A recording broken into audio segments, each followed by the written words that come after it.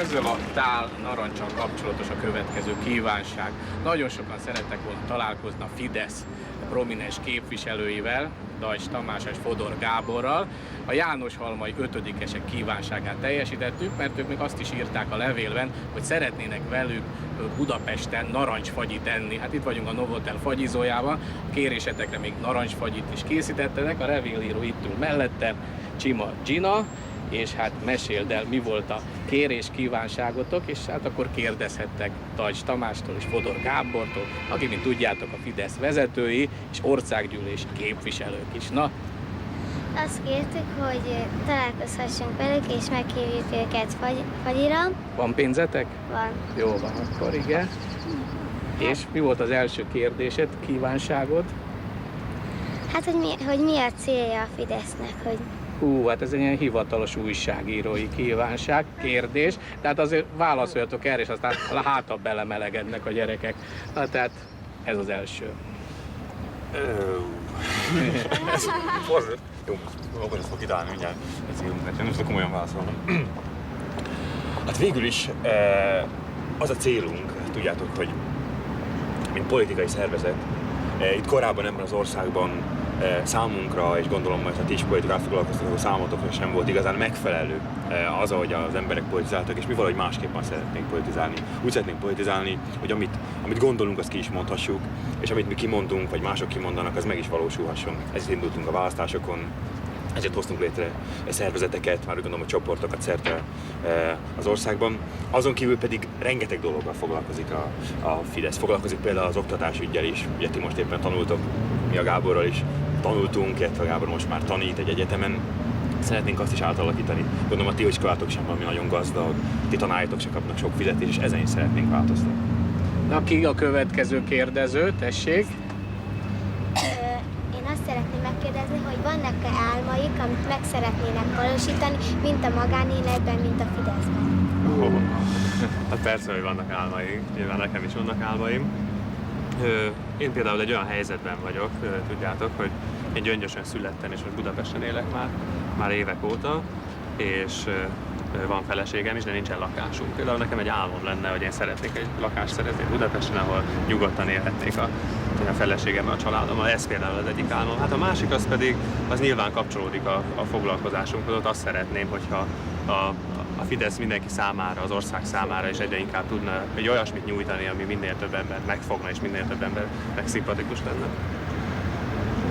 A saját álmomról beszéljek? Hát nekem például az az álmom, hogy bár én jogi egyetemre járok, és Gábor barátom is jogi egyetemre járt, és most ott a jogi egyetemen tanít most már, és a jog az ugye egy nagyon komoly és száraz tudománynak ismert, vagy legalábbis úgy gondolják az emberek, hogy olyasmi, de én rettentően érdeklődöm a film után. Én jelentkeztem is a filmművészeti főiskolára a rendezőnek, és az álmom, hogy egyszer végre, hogy valaha, majd nem sokára, talán csinálhassak egy filmet. Egy olyan filmet, hogy megnézhetnek az emberek a moziban. Ez például egy óriási álmom, és van egy kisebb álmom, például szeretnék én egy autót szeretnék. Bár lakásom nekem sincsen, de az olyan távolinak tűnik, hogy valaha lakásom lehessen, én például egy autót szeretnék. Miért pont narancs lett a jelképe a Fidesznek? Ezt nagyon sokan kérdezték levélben.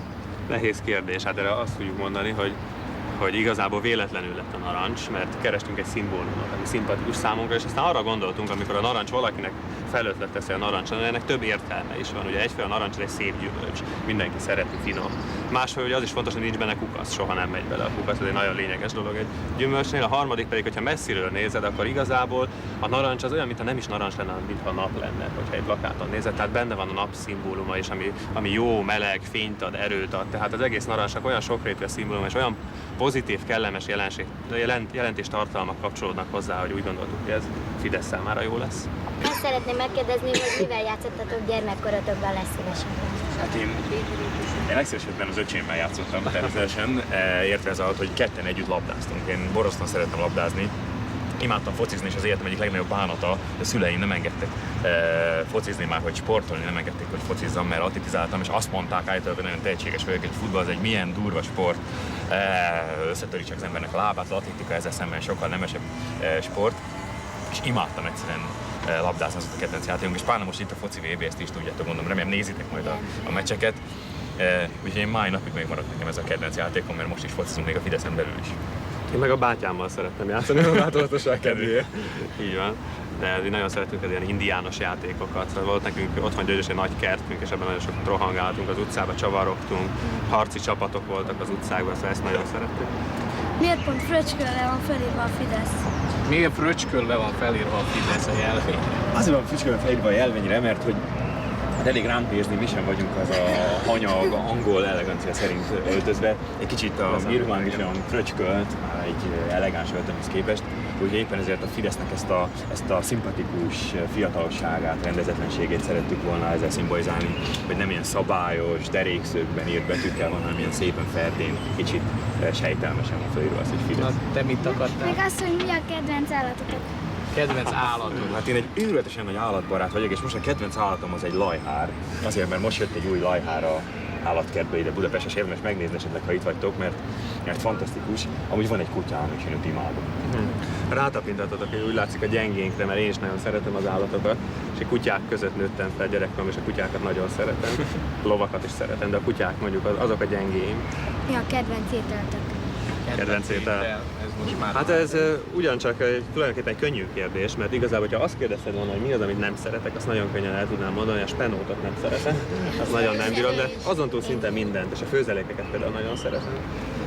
Nekem van egy kedvenc étel, azért kedvencem, mert meg tudom csinálni, az a grúzpecsenye, ami úgy néz ki, hogy sertésbordat, tehát amikor rántott hús van, olyan hús közé, van rakva sonka, meg sajt, és az együtt van kirántva, és ez krumplival, sült krumplival megenni, ezt imádom.